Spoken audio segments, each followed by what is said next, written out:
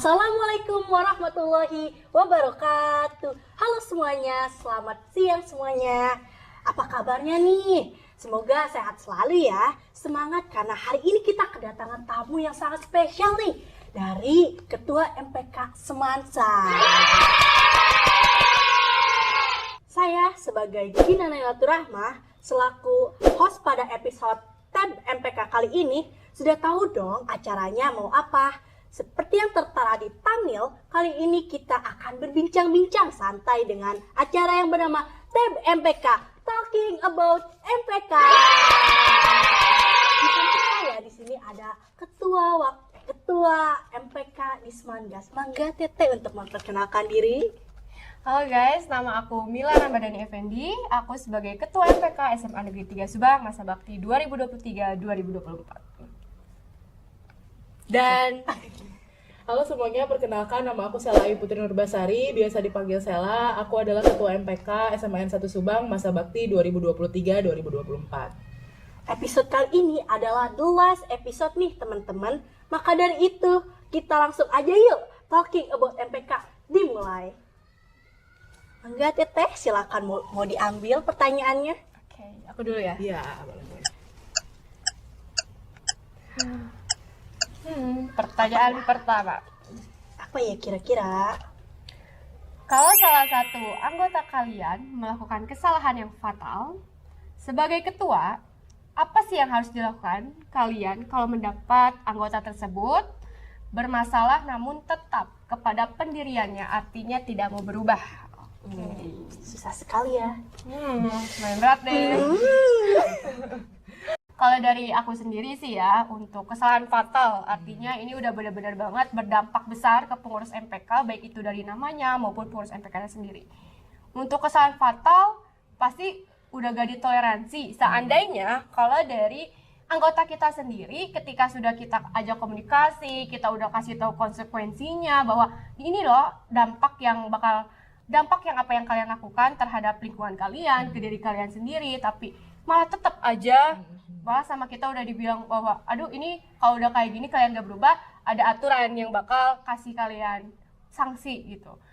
Dan ketika kita sudah ajak semua itu masih tetap aja, artinya anggota kita sendiri udah nggak ada satu jalan dong sama kita ya. Karena bagaimanapun organisasi itu sendiri memiliki satu tujuan yang sama. Kalau udah gak ada yang kayak gitu di diri anggota kita sendiri, untuk apa dipertahankan? Apalagi benar-benar membuat dampak yang besar gitu ke MPK-nya sendiri. Seperti itu sih. Mungkin kalau dari aku sendiri, kan kalau ini kesalahan fatal, nah mungkin sebelum-sebelumnya kita bisa minimalisir dengan cara ngasih surat peringatan. Nah, aku tuh biasanya ngasih 2 kali surat peringatan atau 2 kali SP. Nah, kalau misalkan dari SP itu ternyata anggotanya masih terus kayak gitu, masih keras kepala, nah, hal yang aku lakukan itu bisa mengeluarkannya. Karena kalau di ADART MPK Semansa sendiri, MPK itu memiliki wewenang untuk bisa mengeluarkan anggota tersebut, apalagi yang sudah mencoreng nama baik MPK. Sama sih, sama MPK SMA Negeri Subang juga. Benar, ADART-nya sama. Memiliki peraturan yang seperti itu. Gitu. Oke, mangga selanjutnya mau diambil oleh Tesela mungkin? Pertanyaan kedua ya. Iya, apa ya kira-kira? Jing jing jing jing jing jing jing jing. Ntar tambahin backsound. Jing jing jing jing jing jing jing. Ada nggak sih momen yang paling berkesan bagi kalian selama menjadi ketua MPK? Pertanyaan yang hebat ya. Nah, kalau buat aku sendiri, momen paling berkesan tuh pas class meet. Jadi, anggota komisi MPK tuh semuanya pas class meet tuh dapat tupoksi jadi seksi keamanan. Sedangkan kita yang pengurus inti DPH-nya itu dapat jadi seksi pengawas. Nah, tapi kita tuh sering ngebagi 2, ada yang di lapang, ada yang ngebantuin yang seksi keamanan itu. Nah, dari seksi keamanan itu tuh seru banget soalnya kita tuh emang dari pagi jam 6 sampai jam 6 lagi kan bareng. Jadi ada momen-momen dimana orang-orang yang mau keluar gitu kan seksi keamanan tuh ngejagain gitu kan supaya anak-anaknya tuh gak bolos, gak pada pulang cepat, pulang sesuai jamnya. Nah, dari situ tuh kita tuh ketemu banyak banget orang-orang yang unik dengan alasan-alasan yang unik juga gitu. Kita di sana belajar sabar, terus pas siang juga kita tuh ada momen di mana kita makan bareng gitu. Makan barengnya tuh bahkan kita tuh kan depan sekolah kita tuh jalan, kita ngemper depan jalan gitu, padahal banyak mobil lewat. ya demi biar pada orang-orang tuh pulang sesuai waktunya, biar pada orang-orang tuh pulangnya tepat waktu. Terus ada juga momen kita 2 kali beli salak gara-gara kita kasihan gitu ngelihat yang jualnya, itu seru banget. Oh.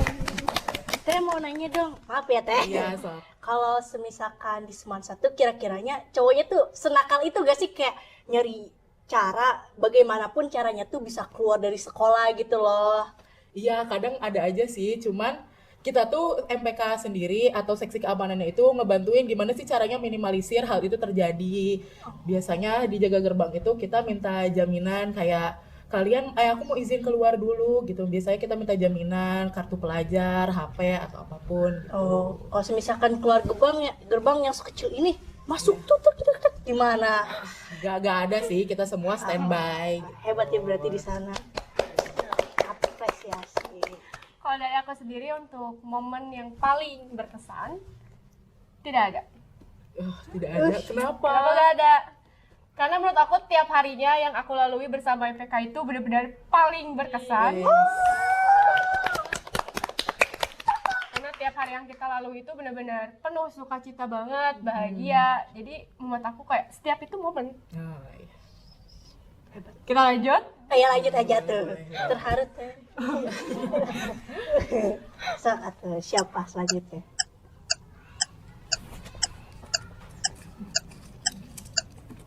Apa saja pelajaran yang kalian dapatkan selama menjabat sebagai ketua MPK sampai detik ini?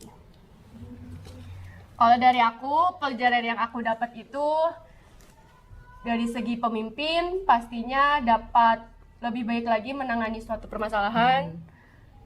Jiwa kepemimpinan yang memang sebenarnya di tiap orang itu harus udah ada, tapi tergantung dari kita sendiri yang meningkatkannya. Gitu. Bentar ya. Pertanyaan lagi. Tiba-tiba lupa pertanyaan. Coba ini lanjut terus kan, nanti juga di-cut. Maaf ya, Sal. Iya, gak apa-apa. Pelajaran yang aku dapetin dari MPK ini, selain aku bisa menangani suatu permasalahan yang terjadi, persahabatan, kekeluargaan, karena bagaimanapun aku sangat-sangat bersyukur ngedapetin pengurus yang benar-benar saling mendukung, benar-benar mereka tahu tupoksi mereka selalu mengusahakan yang terbaik untuk MPK, sehingga aku pun benar-benar wah, ini paling hal yang aku bahagia sih dapat di sini. Hebat ya. Kalau kamu saya Kayak kalau sebenarnya kan ngebahas pelajaran ya, sebenarnya aku tuh emang pengurus baru istilahnya gitu. Nah, jadi aku tuh banyak ngerti gimana sih caranya, lebih ke proses pendewasaan diri sih. Lebih banyak sabarnya, lebih banyak ikhlasnya kalau udah ngejalanin tugas, terus lebih banyak tabahnya, terus kayak bener-bener banyak banget ikhlasnya gitu, kayak oh ya udahlah ya kayak gitu, kayak udah terjadi ya terjadi, dijadiin pelajaran. Terus bener banget persahabatan tuh bener-bener kerasa banget, apalagi ya aku tuh bener-bener ngerasa beruntung banget dapetin teman-teman dan anggota-anggota tuh yang emang bener-bener mau gitu bareng-bareng gitu, mau apa-apa bareng-bareng, mau susah bareng-bareng, mau seneng bareng-bareng gitu. Terharu ya. Oke, untuk pertanyaan selanjutnya boleh silahkan diambil oleh Tasya. Apa ya kira-kira pertanyaannya? Nih. Apa aja kesulitan yang kalian alami saat kalian berproses menjadi ketua MPK? Apa ya kira-kira? Nah, kalau dari aku sendiri, tadi kan aku udah sebutin aku tuh pengurus baru. Jadi aku tuh terakhir ikut organisasi itu pas SMP. Jadi ngerasa organisasi pas SMP dan SMA itu kan jauh banget berbanding terbalik. Nah, di situ tuh aku ngerasain harus emang bisa adaptasi dengan cepat, apalagi emang aku harus memimpin teman-teman aku. Nah, selain itu aku juga dari situ aku kan menanggung banyak ekspektasi dari orang. Nah, aku juga harus bisa jadi sempurna di depan orang lain, padahal sebenarnya nggak harus kayak gitu. Terus juga kalau dalam masalah internalnya kadang ada aja kan yang berbeda pendapat gitu. Cuman alhamdulillah kalau dari aku sendiri aku belajar problem solving gitu, gimana cara nyelesain perbedaan pendapat tersebut tanpa adanya perdebatan yang panjang gitu.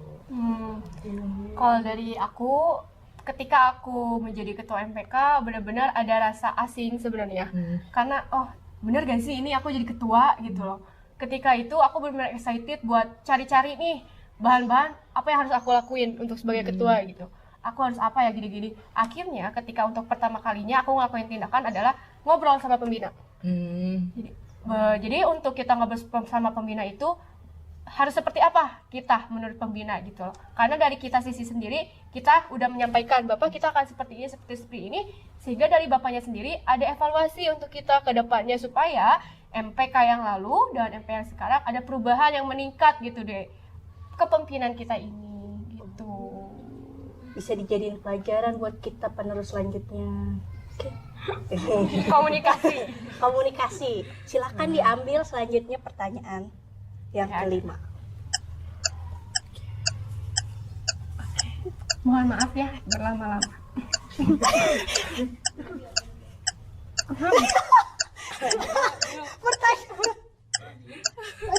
Berarti pertanyaannya sepertinya sudah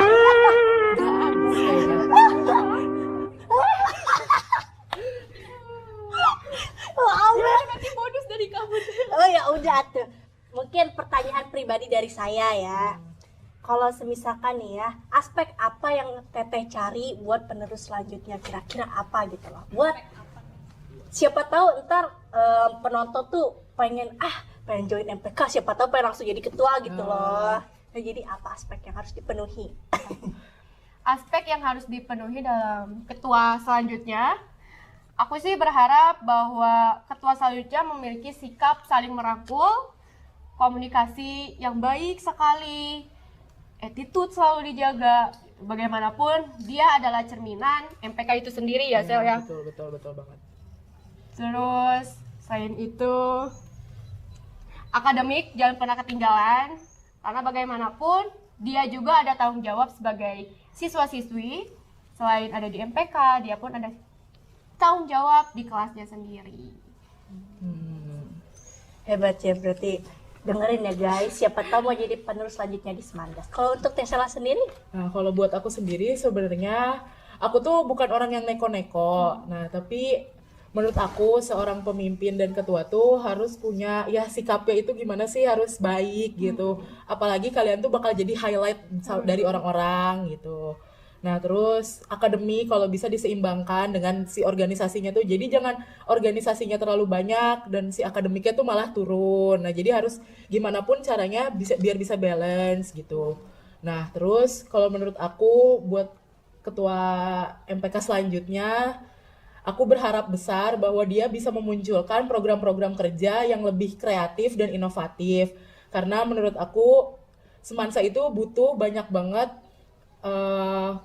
kreativitas dan inovasi yang baru gitu. Karena menurut aku MPK itu sebagai wadah aspirasi, jadi MPK sendiri bisa ngasih tahu atau bisa menyampaikan aspirasi yang kalian punya itu ke sekolah atau ke siapapun gitu. Jadi menurut aku harus bisa sabar lah, ketua MPK tuh harus sabar, harus kayak bisa punya problem solvingnya itu yang emang benar bisa gitu.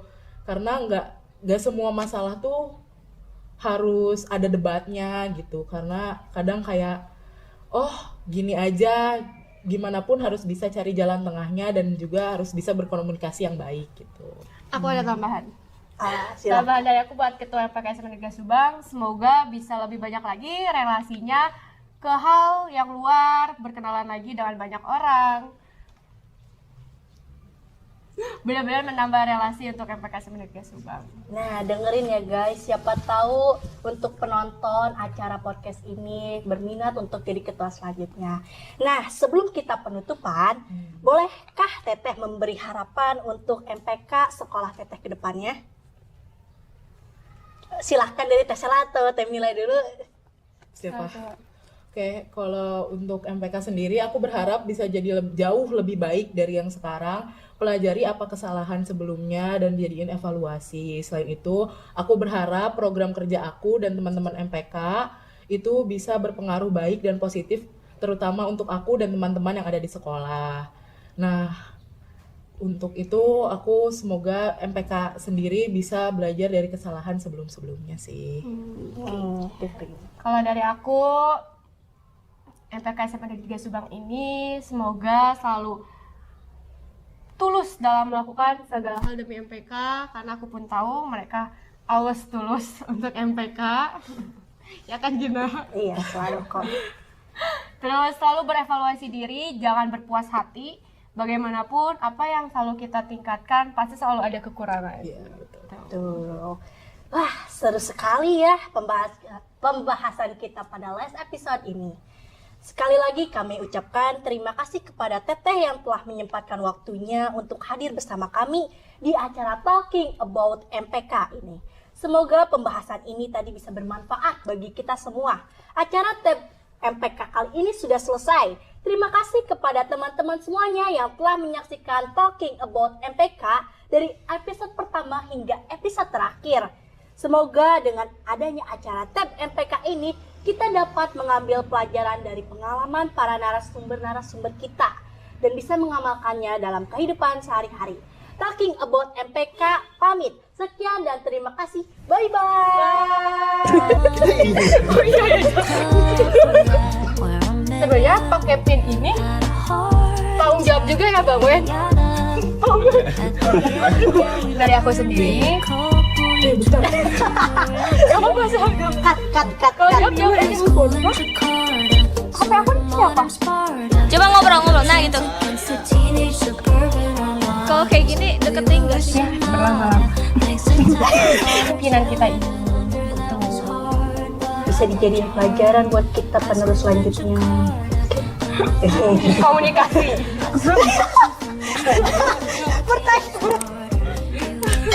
Berarti pertanyaannya sepertinya sudah Udah habis kayaknya.